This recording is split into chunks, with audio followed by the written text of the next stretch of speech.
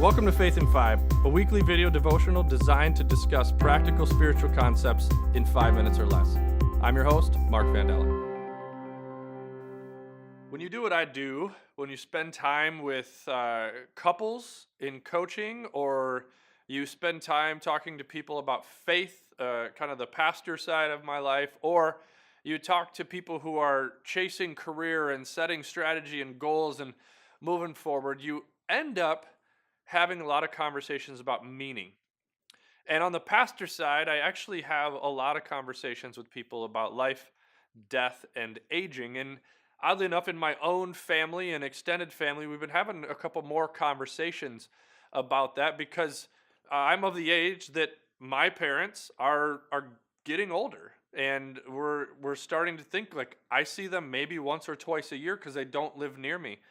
And if they have another 10 years, that's insane to think about seeing your parents 10 more times in your life. And so my brother and his wife and my wife and I have been having conversations, and what does this look like in our lives? And to be honest, I just had a friend recently lose his dad to cancer, and it went quick. And in those moments, they had these conversations about faith and what would you do differently in your life. And I think those are very, very valuable conversations, but man, are they difficult.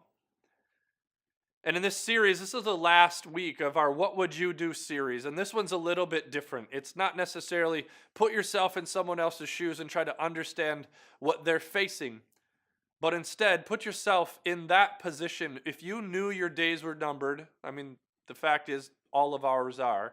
But if you knew that number, what would you do differently right now? What would you change? Many times we want to measure up. We want to know, have we done well enough? Are we leaving the legacy we want to leave? Have we impacted lives? Have we achieved everything we wanted to achieve? And sometimes those questions or what we want to achieve is still kind of out there. We're not sure. How are we sure? How do we become sure? And I rest often on a verse in Micah 6:8. It says, "What does the Lord require of you?" And that's the question we're all asking in different ways and in different words. But what does God want from us? What does he require of us? And Micah 6:8 puts it pretty simply. It says that we should act justly, that we should love mercy, and that we should walk humbly with our God. And so, if you were to ask the question, what would you do if your days were numbered? If you were sick and you knew that the time was coming near, would you be able to answer, yes, I acted justly on a regular basis? Sure, I screwed it up here and there, but I acted justly. And I loved mercy. I extended grace to people, and I loved them in difficult spots. And then I walked humbly. I knew that God gave me a gift, and I did not waste it. I did everything I could to show people who God was. I accepted the gift of his grace in my life, and that caused me to know that I had a bigger purpose, and I was not something that was so special that I was better than anybody.